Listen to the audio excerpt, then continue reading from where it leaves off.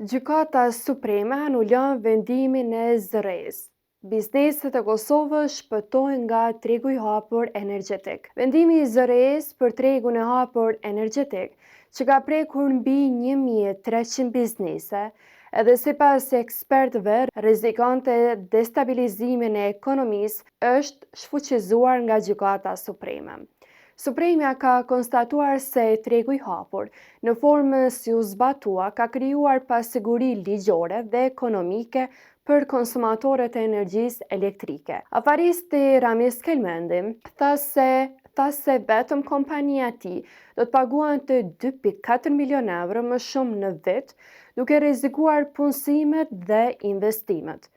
Gjykata gjithashtu ka konstatuar se zërreja vendosi pa qartë kufit për kompani që duhet të hynin në tregun e hapur, duke përfshirë vetëm ato me mbi 50 punëtor ose qarkullim mbi 10 milion euro. Vendimi i Supremës është përfundimtar dhe nuk mund të ankimohet. Ekspertët thonë se tregu i hapur, që funksionoi vetëm 5 muaj, shkaktoi dëme të mëdha për bizneset, duke kushtuar rreth 30 milion euro. Shumica të cilave u paguan indirekt nga qytetarët. Inflacioni mujor në Kosovë ka arritur 5.1%, ndërsa energjia elektrike u shtrajtua 20.1%, duke ndikuar drejt për drejt në rritjen e çmimeve të produkteve të freskëta dhe të ngrira. Ekspertët kritikojnë qeverinë për menaxhim të dobët të tregut të energjisë dhe theksojnë se vendimet e tilla kanë pasojë të drejtë për drejtë mbi çmimet për qytetarët.